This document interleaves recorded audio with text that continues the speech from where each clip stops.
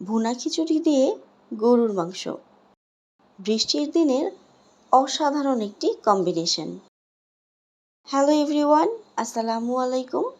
আশা করি সবাই ভালো আছেন। আজকে তৈরি করে দেখাবো খুবই কম মশলায় ঝরঝরে ভুনা খিচুড়ি এবং ঝটপট গরুর মাংসের একটি সহজ রেসিপি। আশা করি আমার আজকের রেসিপিটি আপনাদের কাছে ভালো লাগবে। চলুন তাহলে রেসিপিটি শুরু করে দিই। ভুনা খিচুড়ি তৈরি করার জন্য এখানে আমি 2.5 কাপ পরিমাণ ভাতের চাল নিয়ে নিচ্ছি। আমি ভাতের চাল দিয়ে আজকের খিচুড়িটি রান্না করব। আপনারা চাইলে পোলাওয়ের চাল বা বাসমতি চালও ব্যবহার করতে পারেন। নিয়ে নিচ্ছি মসুর ডাল 1 কাপ পরিমাণ। ভাজা মুগ ডাল দিয়ে নিচ্ছি 1/2 কাপ পরিমাণ। আজকের 2.5 কাপ চালের জন্য আমি 1.5 কাপ পরিমাণ ডাল ব্যবহার করব। আপনারা চাইলে 2 রকমের ডাল অর্ধেক অর্ধেক করেও ব্যবহার করতে পারেন। এখন এই চাল ডাল সব একসাথে করে পানি দিয়ে কয়েকবার কুচলে কুচলে ধুয়ে নিচ্ছি। চাল আর ডাল একসাথে ধোয়া হয়ে গেলে পানি ঝরিয়ে একটা সাইডে রেখে দিচ্ছি। কিছু মশলা নিয়ে নিচ্ছি। এখানে রয়েছে 1/2 কাপ পরিমাণ পেঁয়াজ কুচি, রয়েছে 4-5টি লবঙ্গ, 1 টেবিল চামচ পরিমাণ আদা রসুন বাটা, 2-3 টুকরা দারচিনি এবং কিছু এলাচ। চুলায় একটি হাঁড়ি বসিয়ে দিয়ে দিচ্ছি 1/3 কাপ পরিমাণ সয়াবিন তেল। তেলটা গরম হয়ে এলে পেঁয়াজ কুচি দিয়ে দিচ্ছি, সাথে দিয়ে দিচ্ছি দারচিনি, এলাচ এবং লবঙ্গ। কয়েকটি তেজপাতাও দিয়ে দিচ্ছি। কিছুক্ষণ ভেজে নেওয়ার পর পেঁয়াজটা যখন হালকা ব্রাউন হয়ে আসবে তখন এর মধ্যে ঝরিয়ে রাখা চাল আর ডালের মিশ্রণটি দিয়ে দিচ্ছি। দিয়ে দিচ্ছি 1 টেবিল চামচ পরিমাণ আদা রসুন বাটা। আমি আজকে 2 রকমের ডাল ব্যবহার করছি।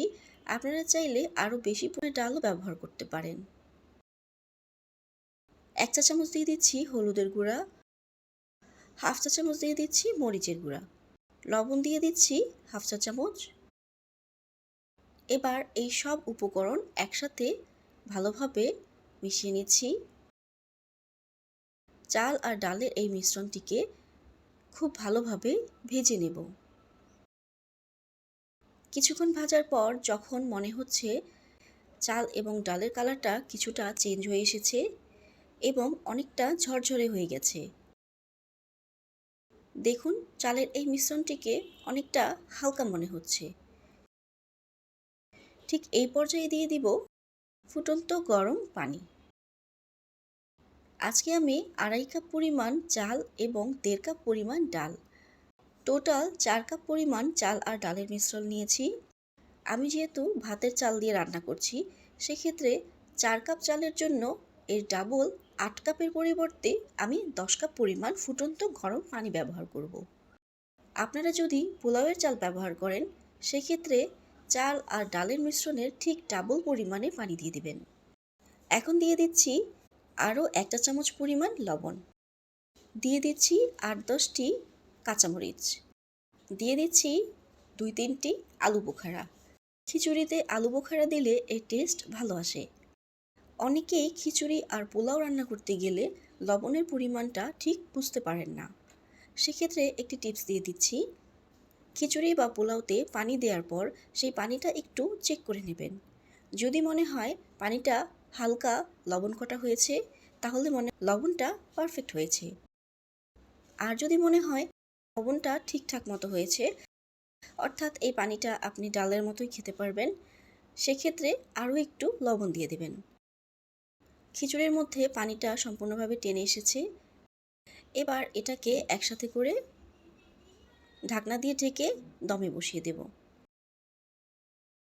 খিচুড়ির পাত্রটা যদি পাতলা হয়ে থাকে তাহলে এর নিচে অবশ্যই কোনো একটি মোটা তাওয়া বা টিন দিতে ভুলবেন না। 10 মিনিট পর খিচুড়িটিকে উল্টে পাল্টে দিচ্ছি।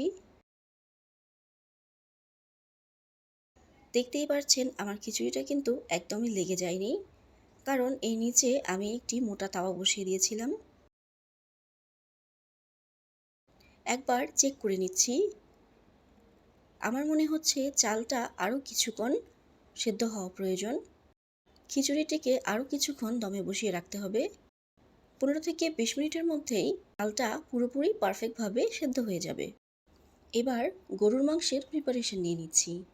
এখানে নিয়ে নিয়েছি প্রায় 1.5 কেজি পরিমাণ গরুর মাংস। কিছু হাড় এবং মাংস একসাথে করে নিয়েছি।